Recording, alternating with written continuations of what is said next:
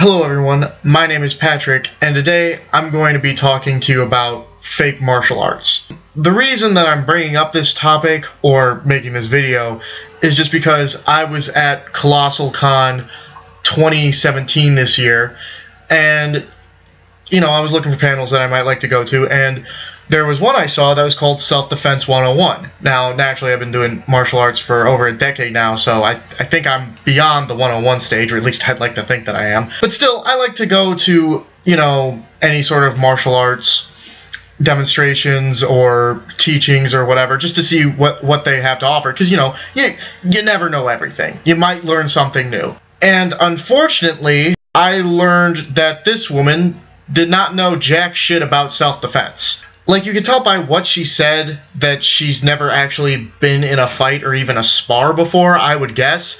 Like, she struck me as one of those people that's literally only done, like, kata to the air, and that is the bulk of her martial arts training. Like, to summarize her panel real quick, she took 10 minutes to introduce herself. And the reason that her introduction took so long was because she kept, like, umming and erring and pausing and looking back at, like, her assistant and, like, just not really talking. Like, her introduction could have been summed up in maybe 3 to 5 minutes max. After she took up a good chunk of the panel introducing herself, she then was like, "Alright, now anyone throw me a scenario and I'll show you how to defend against it." And it's like, you're not going to teach us how to stand or breathe or strike. You're just not going to teach anything. You're just going to run straight into scenarios without teaching.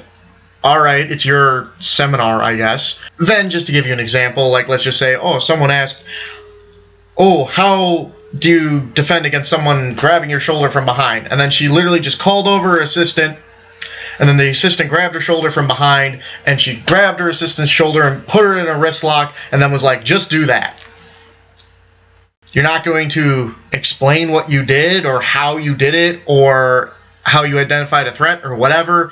You're just gonna straight up just be like, there you go. You learned how to defend against it.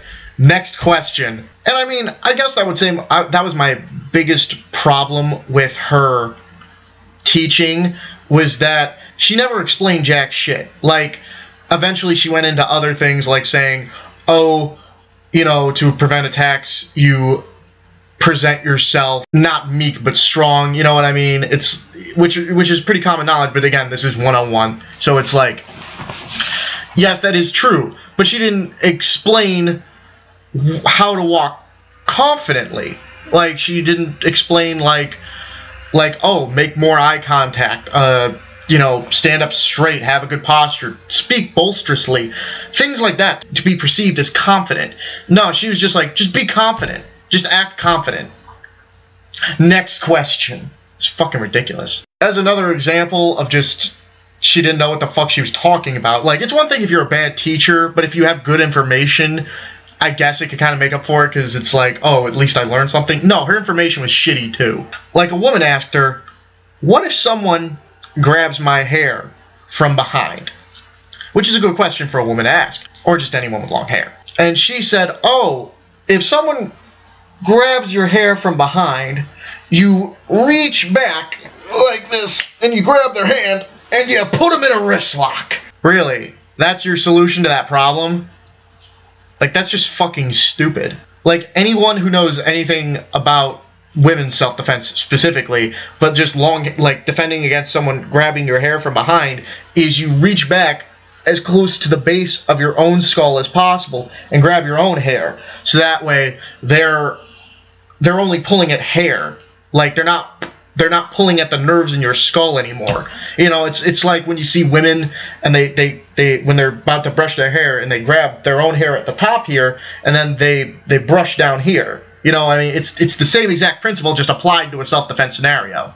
Like, if you were to try that defense, that defense relies solely on the fact that your attacker, after he grabs your hair, he just stands there and he doesn't do anything, which is not what's going to happen. He's going to fucking rip you down and back, and you're just going to be left, chasing his fucking hand. And, bullshit like that, bullshit self-defense stuff like that really just pisses me off, because you're spreading misinformation on probably one of the most important subjects a person could learn.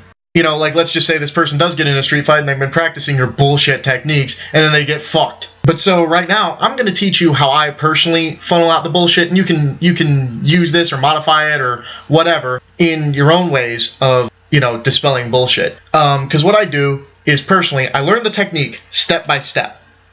And then I go through every step in my head. And if it makes sense, like if I'm like, I don't see any faults in that, then what I will do is I will have a person try the technique on me, and I'll just have them stand there first, and then I'll try the technique again. And if it goes through and I still don't see any holes in it, then I'll be like, okay, now what I want you to do to the person I'm working with is I want you to resist me trying to defend against this move. And then we'll do it live. You know, we'll do a live test to see if the move works. And if it still works, then it's a good move. And if it doesn't, then you need to, like, question it and see maybe I did something wrong, or maybe it's just a bullshit move. But that's the problem with a lot of these bullshit martial arts moves, and why some people will believe them, is because they don't test them live. You know, it's like with the McDojo problem, where it's just they come in, they do a few kiais and a few katas, and then they're like, here's your black belt. Give me $50. And then the person's like, well, I know self-defense now. I can teach people how to fucking kick ass now. Which is obviously not the case. Now, there was more to her seminar. I just won't go into it right now because that's not what the video is about. I will say, I finally walked out of the room when she was talking about karate chopping. Like, someone asked about gun defense, and she started talking about, oh, you karate chop it out of his hand. I just fucking stood up and walked out. That was where I drew the line on that. But so guys, that's been my video on how to spot fake martial artists or fake martial arts moves. Let me know what you guys think about, you know, martial arts in general down in the comments. I'm Patrick, and I'll see you next time.